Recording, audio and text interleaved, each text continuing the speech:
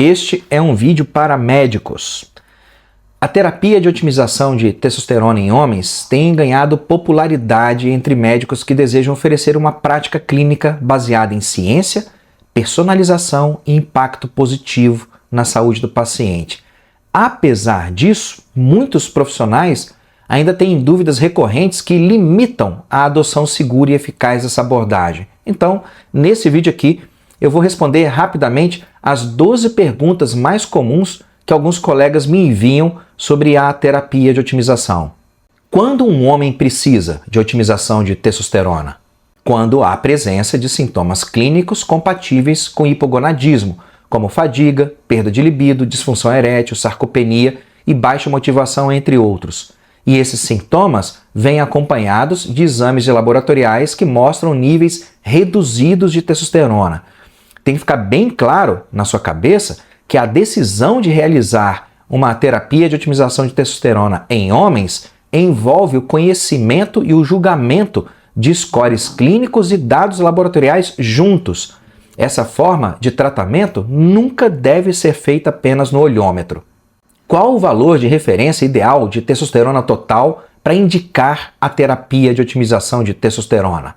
A maioria dos consensos internacionais considera níveis abaixo de 300 nanogramas por decilitro para fechar o diagnóstico laboratorial de um quadro de deficiência de testosterona em um homem adulto. Contudo, estudos como o Massachusetts Male Aging Study, publicado em 2004, e o Testosterone Trials, publicado em 2016, mostraram que a linha de corte laboratorial para testosterona total deveria estar em 600 nanogramas por decilitro. Por isso, homens com sintomas consistentes de deficiência de testosterona e uma testosterona total abaixo de 600 nanogramas por decilitro podem ser considerados candidatos à otimização. Quais exames devem ser feitos antes de iniciar a terapia de otimização de testosterona? É obrigatório realizar um exame para medir os níveis de testosterona total, testosterona livre, SHBG, LH, FSH, estradiol, DHT, prolactina, PSA e hematócrito. E eu também recomendo ampliar esse painel para incluir provas de função renal, hepática, tiroidiana e avaliação de hemocromatose, nível de vitaminas, diabetes e pré-diabetes, entre outros. Por exemplo, a hemocromatose afeta pelo menos 1 de cada 300 homens caucasianos e pelo menos 45% dos homens com hemocromatose desenvolvem hipogonadismo clínico, porque o excesso de ferro se deposita na hipófise, afetando a produção de LH, e se deposita também nos testículos, prejudicando o funcionamento das células de Leydig. A avaliação laboratorial inicial ela deve ser ampla para garantir a segurança, a personalização e a eficácia da abordagem de otimização. A terapia de otimização de testosterona aumenta o risco de câncer na próstata? Não. A terapia de otimização não aumenta o risco de câncer de próstata, mesmo quando você precisa utilizar testosterona exógena para isso. Contudo, pacientes com histórico de câncer prostático devem ser avaliados com rigor e a monitorização dos níveis de PSA é obrigatória durante a terapia. A terapia de otimização de testosterona causa infertilidade? Existem 3 estágios para otimização. O estágio 1, também chamado de otimização não hormonal, onde são utilizados fitoterápicos, nutracêuticos, suplementos e remédios como SERMs e inibidores de aromatização conforme a necessidade. A abordagem de estágio 1 não causa infertilidade. Temos então o estágio 2, onde se utiliza testosterona exógena na forma de gel de alta concentração, 20% ou mais. A abordagem de estágio 2 pode reduzir ou interromper a espermatogênese após 3 ou 4 meses de uso. E finalmente nós temos o estágio 3 de tratamento, onde se utiliza principalmente testosterona exógena na forma de ésteres injetáveis. A abordagem de estágio 3 resulta em oligospermia moderada na 2ª semana de tratamento e por volta dos 3 meses de uso, mais ou menos 65% dos homens já apresentam azoospermia completa. Felizmente, tanto para o estágio 2 quanto para o estágio 3, existem abordagens complementares que podem evitar a atrofia testicular e preservar a espermatogênese mesmo durante o uso de testosterona exógena. Qual é o melhor método de terapia de otimização de testosterona? Isso depende do paciente, da idade do score clínico, do estado do eixo hipotalâmico hipofisário testicular, da presença de comorbidades e da própria preferência do paciente por uma ou outra abordagem. Não existe um protocolo único que possa ser aplicado em todos os homens do mesmo jeito. A grande peça-chave da terapia de otimização de testosterona é justamente essa, a individualização do tratamento. Quais são os principais efeitos adversos da terapia de otimização de testosterona? Novamente, isso vai depender muito do tipo de tratamento escolhido. Abordagens de estágio 1 raramente causam problemas colaterais importantes. As abordagens do estágio 2 e 3 podem resultar em aumento do hematócrito, redução da fertilidade e aromatização excessiva, entre outros. Felizmente, o acompanhamento regular do paciente permite controlar essas alterações antes que elas se tornem clinicamente relevantes. Como monitorar o paciente?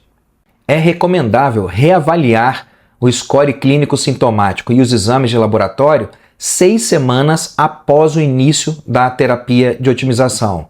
Se o quadro estiver estabilizado, o paciente pode passar para a fase de manutenção, fazendo uma consulta de revisão a cada 6 meses. A terapia de otimização causa calvície? Bom, eu não sou exatamente o melhor cara do mundo para falar sobre calvície, né? Ou como evitar isso, mas vamos lá. A testosterona funciona tanto como um hormônio quanto um pró-hormônio. Ela pode ir lá nos receptores androgênicos e fazer a sua mágica, mas ela também se transforma em outros hormônios que agem nesses receptores com maior ou menor intensidade. Por exemplo, a testosterona passa pela enzima 5-alfa-redutase e é transformada em dihidrotestosterona, ou DHT. Nos homens geneticamente predispostos à calvície, o aumento dos níveis de DHT e não o aumento da testosterona. O aumento nos níveis de DHT pode acelerar o progresso da alopecia androgenética. O DHT se liga nos receptores androgênicos dos folículos, encurtando o ciclo de crescimento capilar e promovendo a miniaturização dos fios. Mais ou menos uns 10% dos pacientes otimizados relatam aceleração da queda de cabelo durante os primeiros 6 a 12 meses de tratamento. Se o paciente valoriza a manutenção capilar dele, é possível você usar inibidores da 5-alfa-redutase, como finasterida ou dutasterida, ou reduzir a dose de testosterona exógena, ou usar SERMs, que reduzem a conversão de DHT e diminuem o impacto do DHT sobre o couro cabeludo. A terapia de otimização de testosterona é segura em homens com histórico de doenças cardiovasculares? Sim, é segura. Deve ficar anotado aí que homens que tiveram algum evento cardiovascular maior devem esperar pelo menos 6 meses após o evento para iniciar uma otimização. Tirando essa contraindicação temporária, é importante saber que níveis adequados de testosterona são cardioprotetores.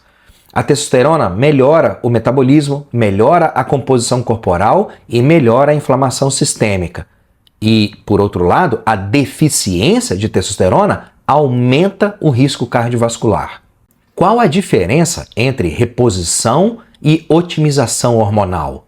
A reposição visa restaurar os níveis de hormônio até o mínimo necessário segundo as linhas de corte oferecidas pelos laboratórios. A otimização busca alinhar os níveis hormonais com o ponto de melhor resposta clínica do paciente dentro de parâmetros seguros.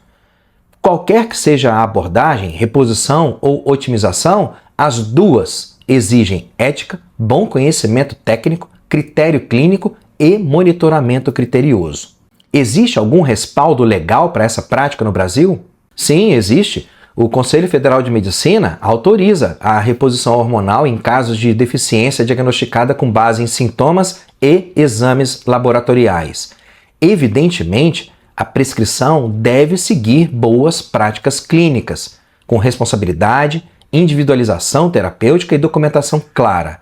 A terapia de otimização de testosterona, quando bem indicada e bem conduzida, é uma aliada poderosa da saúde masculina. Você quer dominar a avaliação clínica e o tratamento da deficiência de testosterona nos seus pacientes do sexo masculino? Então vem participar da minha comunidade no WhatsApp exclusiva para médicos. Nessa comunidade você vai ter acesso a diversos conteúdos sobre o tema. Para entrar lá é só comentar esse vídeo aqui com a palavra médico e eu te envio o link pelo direct.